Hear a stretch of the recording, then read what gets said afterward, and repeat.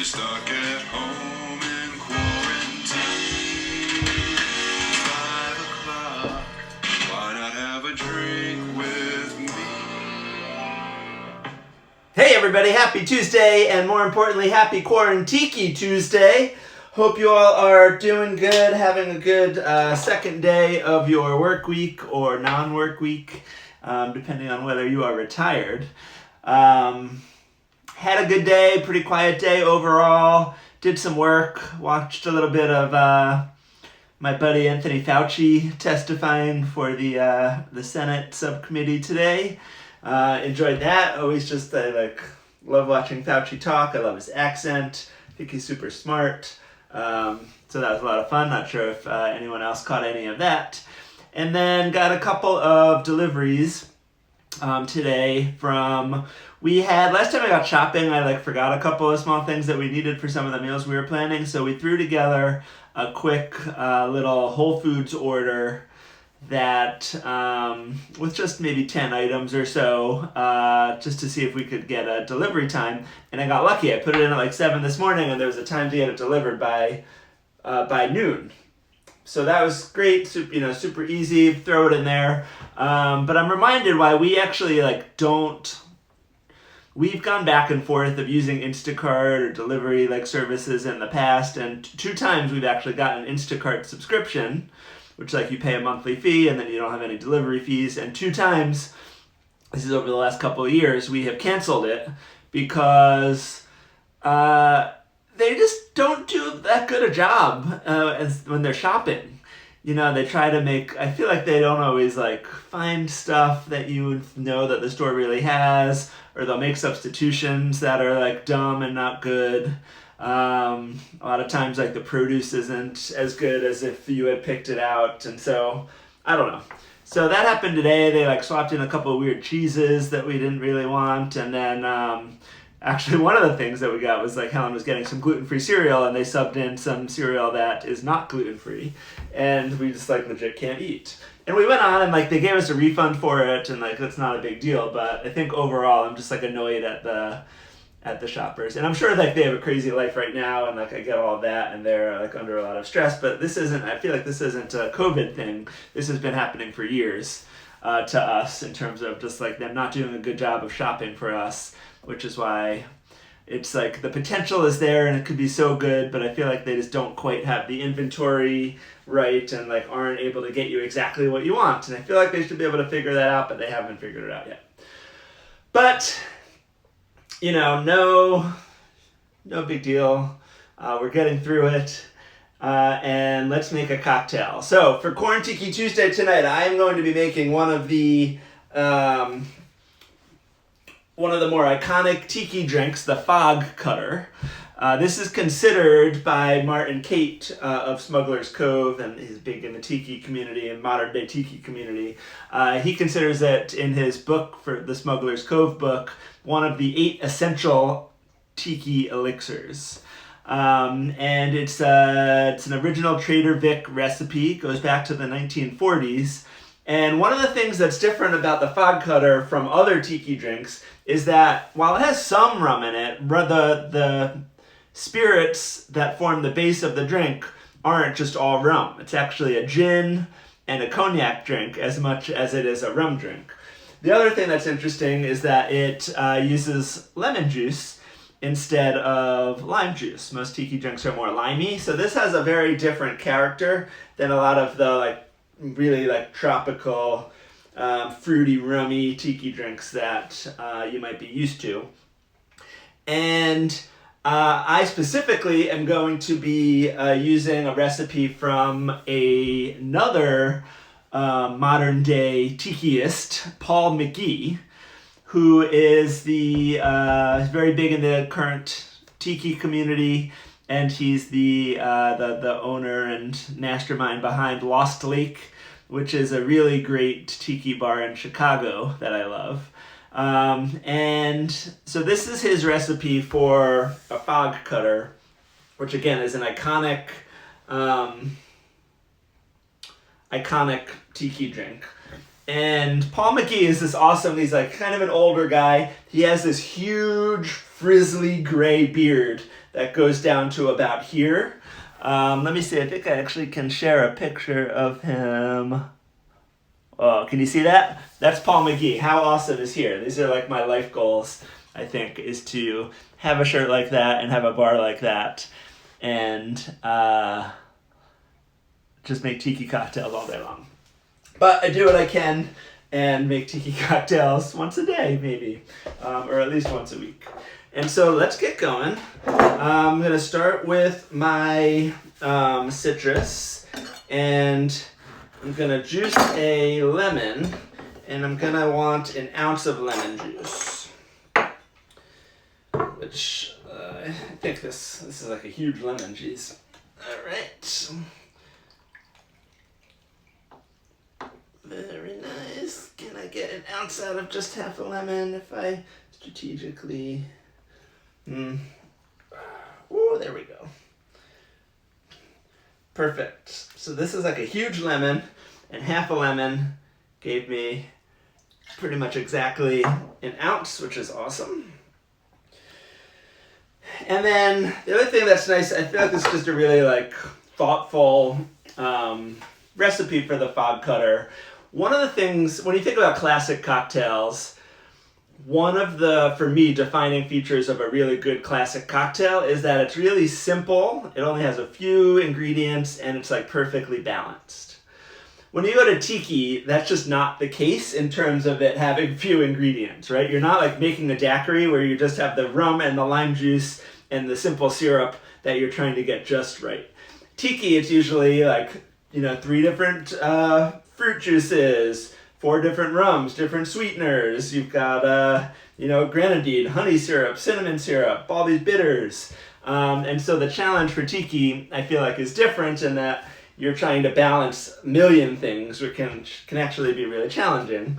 But that's where it's nice to have a guide by following the recipes of some of the masters. Now, the original fog cutter recipe would have had lemon juice and orange juice. But Paul McGee makes a really interesting substitution, and instead of including any orange juice, he includes dry curacao. His argument is that orange juice isn't actually that good. It's like not very orangey, it kind of waters down the drink a lot, and by using something like dry curacao to get some more orange flavor to it without adding too much to the dilution and the overall character and like sort of wateriness of the drink. So we're going to use half an ounce of dry curacao in here. And I think to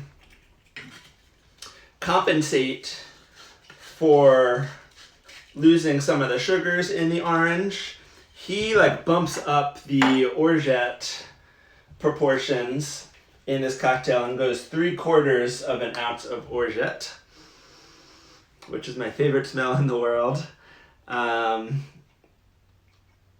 So this is going to bring a lot of sweetness and that just nice nutty almond flavor. And I'm going to do a couple dashes of our Angostura bitters before we add our spirits. Beard bitters would also work excellently for this. Great, so we have, like I said, gin, rum, and cognac. And so for the rum, we're going to use actually a rum agricole, which is, we used this when we had our tea punch. It's a Martinique rum that is super vegetal and earthy, a little bit funky. I'm going to use an ounce of this.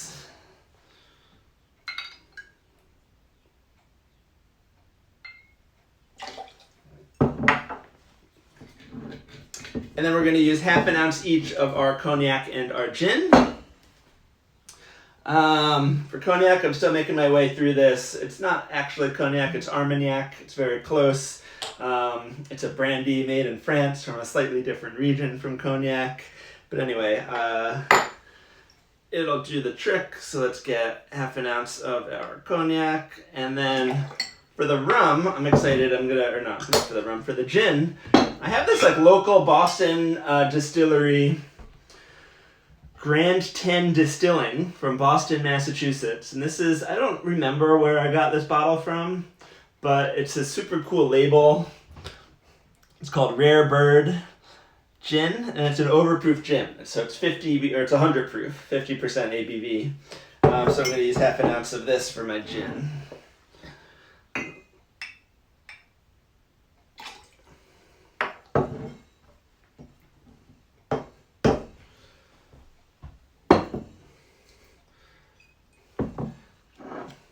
Lovely. I've seen some recipes play around with pisco in this. Basically putting in pisco for the cognac portion, something that's kind of gives it a little, South American interesting flair, and again, a little more like vegetal quality, which I think is a cool way to go about it. I didn't for this one, but I think that's totally good. Option. And then the last ingredient that's necessary is some sherry. And here too we have an option of, do we want to add the sherry to the drink and mix it and be done, or do we want to do like an old school sherry float on top? I think both are good options. For this drink I am going to just add it to my mixture. If I can get this bottle open. And I'm going to do half an ounce of our sherry.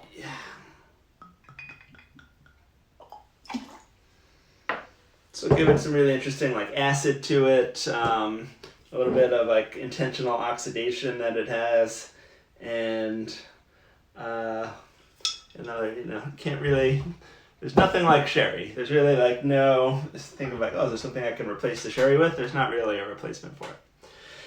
Perfect. So we've got our 3 spirits, rum, cognac, gin. We've got our lemon juice and dry curacao for some orange flavor. And then we've got our sweetener in the orgeat. We've got our bitters, Angostura bitters, in there. And then we have our sherry to top it all off. Now we are going to shake it all up, mix it all up, and get it nice and cold. So I am going to crush some ice, and we're going to be serving this one in my tiki mug. Get him ready. You ready? All right. So I've got 5 cubes in here. Hold on to your seats.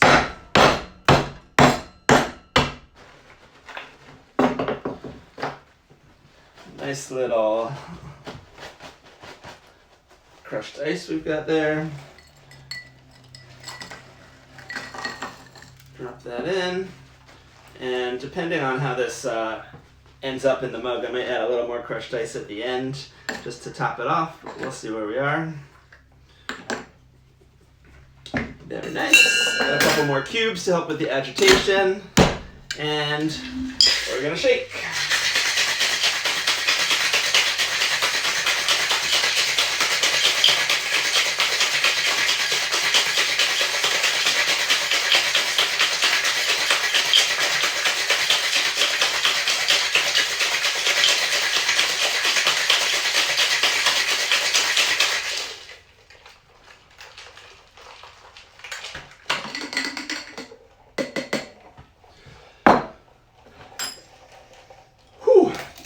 The rum agricole really comes through. It's the first thing I smelled was that real like sort of funky vegetal rum that's in here, which is kind of cool.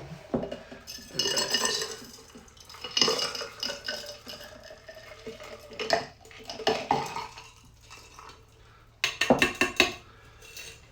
Beautiful. That goes pretty much right up to the top. So I don't think I need to add any ice to this. I'm going to throw my ice back in my freezer so that it doesn't melt on us.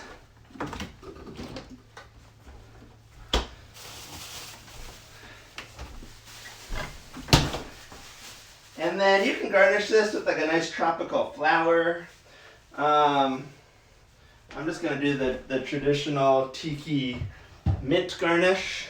I'm going to give this a nice little slap just to wake it up a little bit. And then I'll get my straw. And here we have the Fog Cutter. Clean up a tiny bit.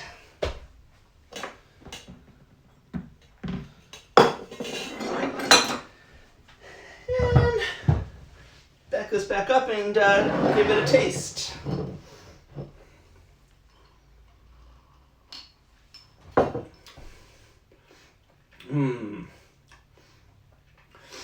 Really nice and refreshing, and I feel what I really appreciate about it is that it has a totally different profile and character from your traditional tiki drink, right? When you think of tiki, you think of like a rummy, limey, a little bit sweet cocktail. This almost like walks its way back to a more traditional cocktail, just a little bit on the spectrum, in that it, the lemon really comes through. You get a little bit of that like funky earthiness from the rum agricole. And then the other spirits I feel like are coming through too. You get a little bit of that gin. It's not super sweet, but it is a nicely balanced drink. This is quite nice, quite refreshing. And like I said, it's different than a lot of the tiki drinks you would get.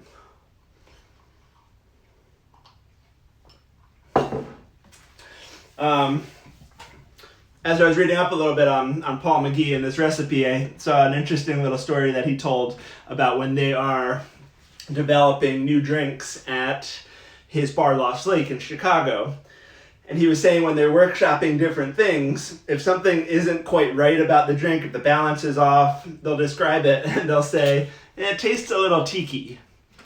Meaning it tastes a little too like generic, boozy, rummy, limey, sweet concoction without any actual balance or flavor.